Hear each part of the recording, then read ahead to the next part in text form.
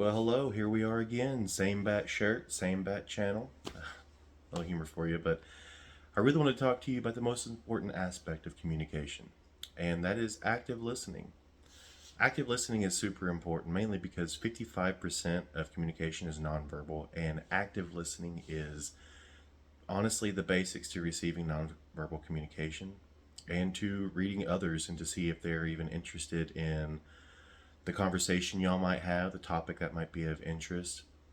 First thing you really need to pay attention to is body language. If a person is sitting forward on the edge of their seat, obviously they're enthused to hear about what you have to say, or the conversation is, stimulating. If they're kind of sitting back, sort of like this, with their arms closed and a scowl on their face, well, obviously they're not going to be receptive to anything that you have to say.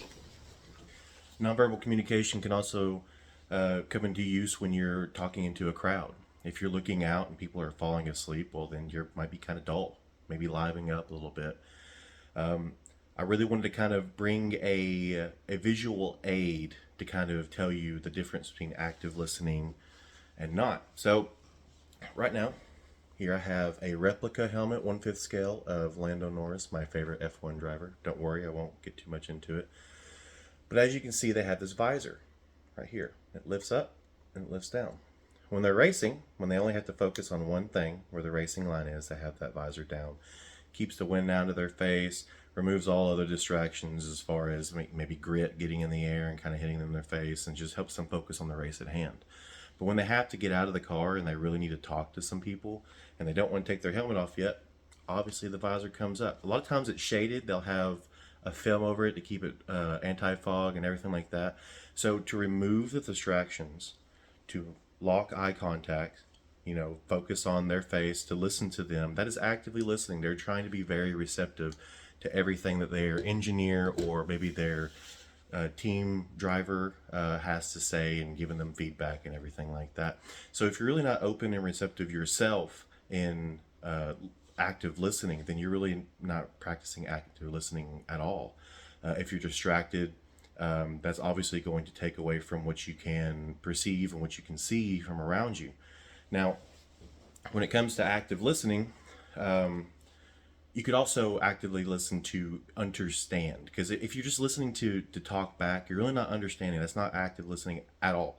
You really have to understand. That is, if you're not trying to understand, then you're just trying to listen to something so you can just talk back. That is one of the biggest problems I see today, is that a lot of people just listen to talk. They'll listen to wait for their turn to interject with something that they think is more important or more exciting, and it can leave the person who wasn't listened to feeling like they're not understood, that the person they're talking to just doesn't care about what anything they have to say or respect them at all. So it's really important to understand the aspects of active listening, and it's also very easy to get it wrong, because you can get self-centered and you can just really want to get that out there, like, I have something that can pertain to this conversation. Just calm down.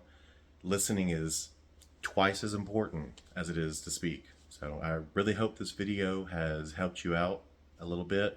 Active listening can be something that is tricky if you're not really used to putting it into practice, but maybe this video can help you out a little bit more. So I'm very glad that you were here to join me this entire semester. I very much enjoyed the class. It has taught me personally a lot, especially about emails. So I can't wait to see what this future has to bring for me.